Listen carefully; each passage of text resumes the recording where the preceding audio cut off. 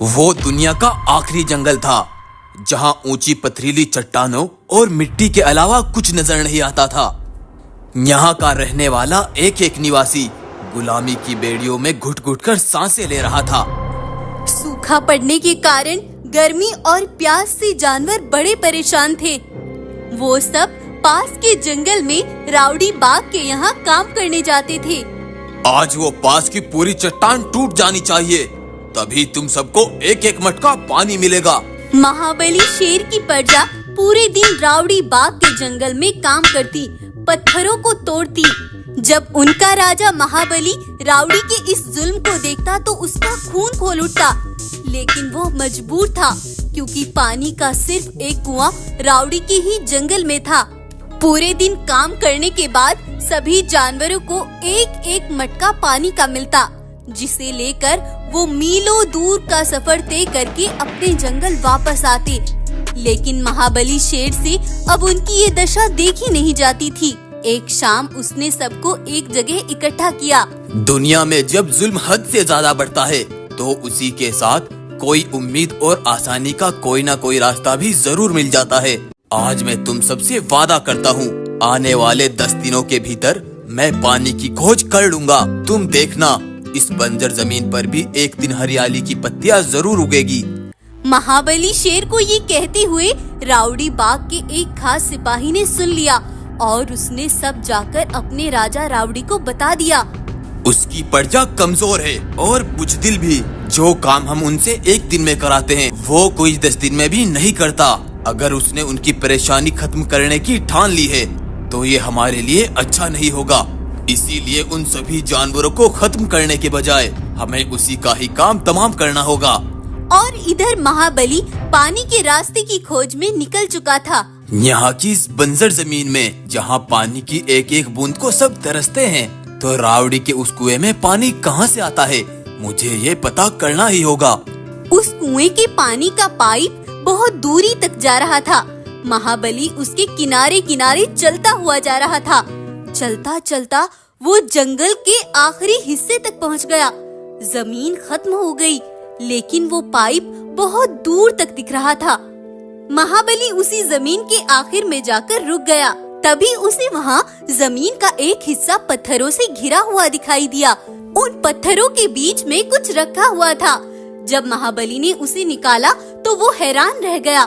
आज वो नक्शा भी मिल गया जहाँ से पानी का रास्ता जाता था।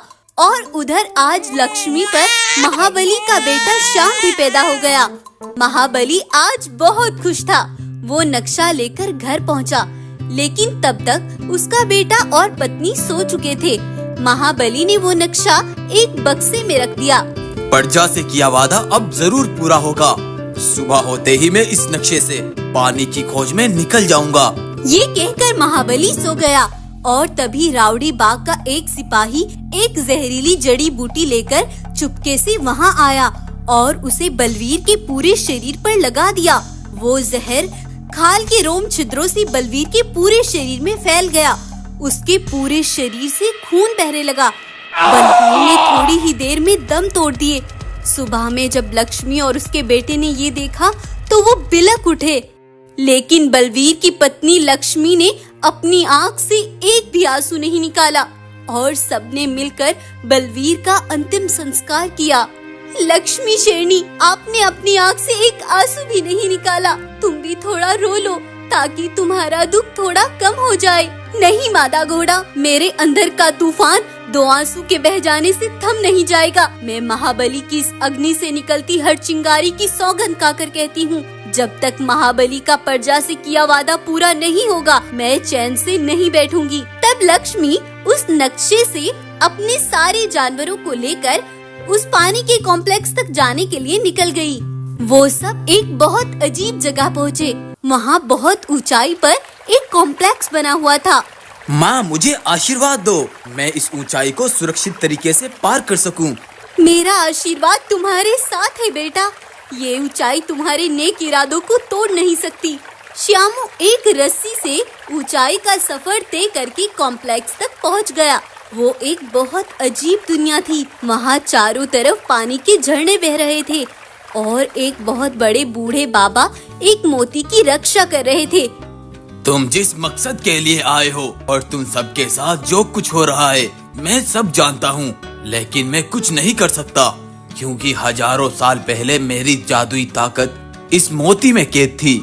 मेरी उम्र बढ़ने के साथ साथ ये ताकत भी खत्म होती गई, जो एक गहरी तपस्या से ही वापस लौट सकती है, लेकिन इस बुढ़ापे में मैं वो कर नहीं पाऊंगा। बूढ़े बाबा, मेरी माँ कहती है तुम्हारे इरादे अगर बुलंद हो तो मुश्किल तुम्हें हरा नहीं सकती। मैं अपने जंगल के सैकड़ों जानवरों की उम्मीद और अपनी माँ का आशीर्वाद लेकर आया हूँ, तुम एक बार कोशिश तो करो।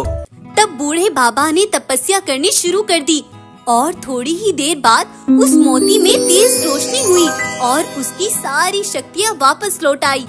बाबा ने वो मोती श्याम के माथे पर लगा दिया और उसने एक विशाल मानव शेर का रूप ले लिया। श्याम विशाल शरीर से पूरी की पूरी नदी अपने जंगल में ले आया। अब यहाँ चारों तरफ हरियाली फैल चुकी थी। जंगल की ये नदी पानी से भरी हुई थी। श्याम ने अपनी शक्तियों से जंगल की गरीबी खत्म कर दी और रावड़ी को भी खत्म करके अपने बाप का बदला पूरा कर लिया। तो आपको ये कहानी कैसी लगी कमेंट करके जरूर बताएं और वीडियो पसंद आई है तो लाइक, शेयर और सब्सक्राइब करना ना भूलें। सफेद बादलों के बीच आसमानी दुनिया में रंगीन पंखों वाले शेर रहते थे। उनके पास एक मणि थी और वो उसकी रक्षा कर रहे थे, लेकिन ये मणि तब तक कुछ भी नहीं कर सकती थी जब तक इसका असली सरदार ना मिल जाता।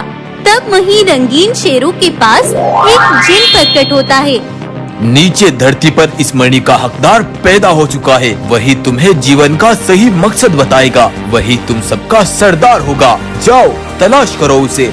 लेकिन कैसे? हमें कुछ निशानियाँ तो बताओ। 2 पेड़ों का एक ऐसा झुंड जिससे वो हर रोज अपना रास्ता बनाता है। अपने जीवन से निराश होगा पर मन से कोई लालसा नहीं होगी। वह स्त्रीलिंग पुल्लिंग में से कुछ भी हो सकता है।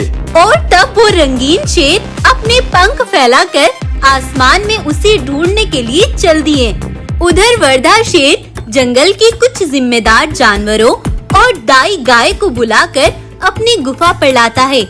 गाय वर्धा की पत्नी को देखती है और कहती है, वर्धा महाराज, ये तो दुनिया छोड़कर चल बसी। ये तुम क्या बोल रही हो गाय माँ? मैं तो बाप बनने वाला था। रीमा मुझे छोड़कर कैसे जा सकती है? खुद को संभालो महाराज।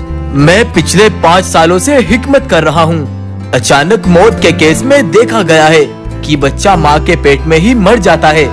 लगता है रीमा रानी के साथ भी यही हुआ है।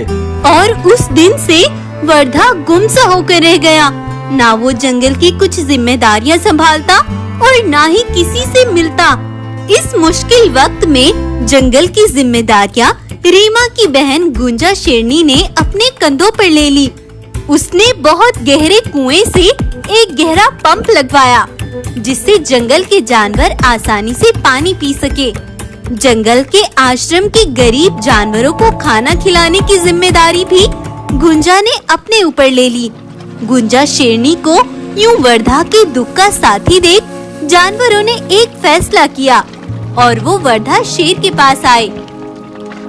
महाराज, गुंजा शेरनी पिछले 3 महीनों से हमारे पूरे जंगल को संभाल रही है। हमें लगता है वो बहादुर है। आपको उनसे शादी कर लेनी चाहिए, जिससे आपका दुख भी कम हो जाएगा और जंगल को एक रानी भी मिल जाएगी। तब सभी जानवरों ने मिलकर वर्धा की शादी गुंजा शेरनी से करा दी और उधर वो रंगीन शेर अपने सरदार को तलाशते हुए आसमान से उड़ रहे थे। तभी उन्होंने देखा एक शेरनी ने 2 पेड़ों का झुंड नीचे गिराया और उससे अपना रास्ता बनाकर वहाँ से चल दी। जिनने ये पहली निशानी बताई थी, हमें यहीं उतरना चाहिए।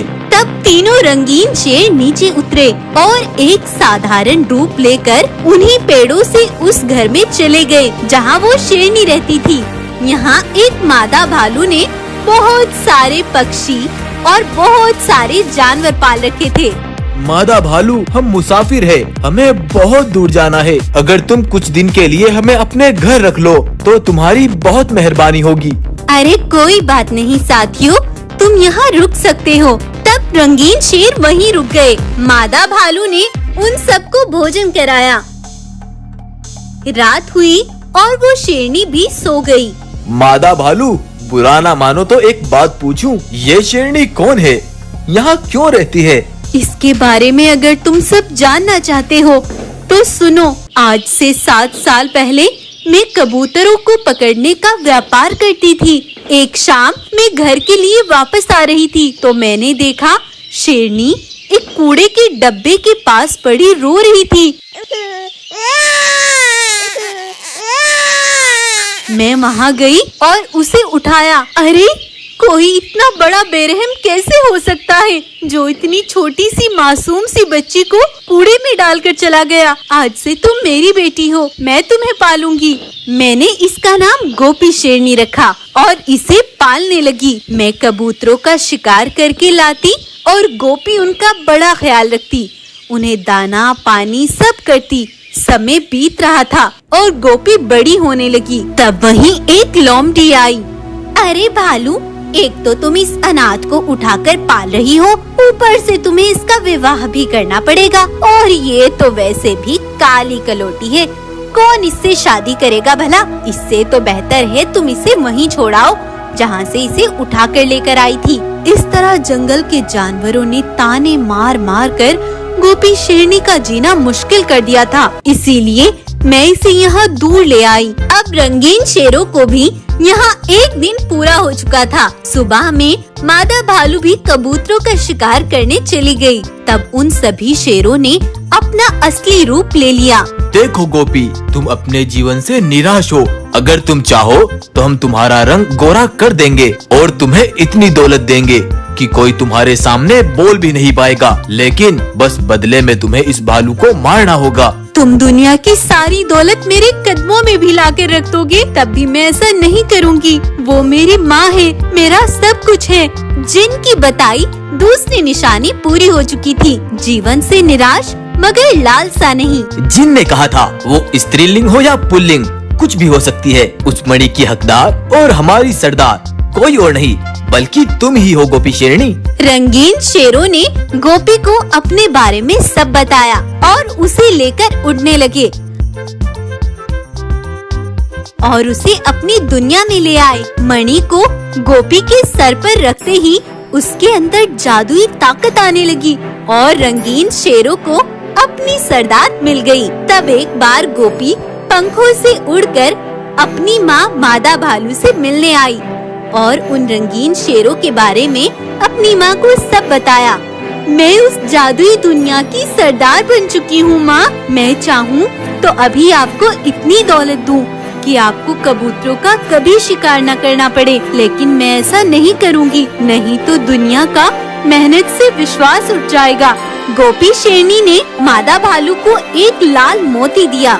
ये लो माँ, ये बहुत कीमती मोती है। तुम जिस भी जगह इस मोती को घिसोगी मैं वहीं हाजिर हो जाऊंगी। वो लाल मोती देकर गोपी वहाँ से चली गई। लेकिन उधर वर्धा के जंगल में गुंजा शेरनी जाकर एक ड्रैगन से मिली। मंजिल बहुत करीब है। जितनी मेहनत से मैंने पहले उस रीमा को मारा और फिर उसकी काली कलोटी बेटी को कचरे के डब्बे में डाला और 3 महीने तक लगातार इस वर्धा के जंगल के सारे काम किए। लेकिन अब और इंतजार नहीं करेंगे। जाओ, सारे रेवट को यहाँ ले आओ। इन सबको यहाँ से निकालने का समय आ गया है। लेकिन गुंजा शेरनी की ये सारी बातें पास में झाड़ियों के बीच खड़ी मादा भालू ने सुन ली, जो आज यहाँ शिकार पकड़ने आई थी। वो तेजी से भागती हुई वर्धा शेर के पास आई और गुंजा की सारी हकीकत वर्धा शेर को बता दी। वर्धा शेर गुस्से से गुंजा शेरनी को मारने के लिए दौड़ा, लेकिन उसने देखा उधर से वो अपने पूरे रेवड़ के साथ आ रही थी। उसका ये रेवड़ बहुत खतरनाक है। वो हमारे जानवरों को कुचल कर रख देंगे। जाओ, इन सभी जानवरों को यहाँ से लेकर जाओ। घबराओ मत महाराज, मैं कुछ करती हूँ। मादा भालू ने तुरंत वही मोती निकाला और उसे एक पेड़ पर घिसने लगी, जिससे तुरंत गोपी शेरनी अपने जादुई रंगीन पंखों वाले शेरों की सेना के साथ वहाँ आ गई। उसका रेवड़ जानवरों को मारने के लिए आ रहा है। तुम इन सबको खत्म कर दो। तब शेरनी नीचे उतरी और उन सब ने ऐसी शक्तियाँ छोड़ी जिससे वो सारे खतरनाक जानवर एक जगह जम कर रह गए। तब वर्धा ने तेल छिड़क कर उनमें आग लगा दी और वो सारे खतरनाक जानवर और गुंजा उसमें जलकर मर गई। और बाद में मादा भालू ने वृद्धा को बताया, गुंजा ने तुम्हारी जिस बेटी को बचपन में कचरे में डाला था वो कोई और नहीं बल्कि यही गोपी शेरनी है जिसे उठाकर मैंने पाला था।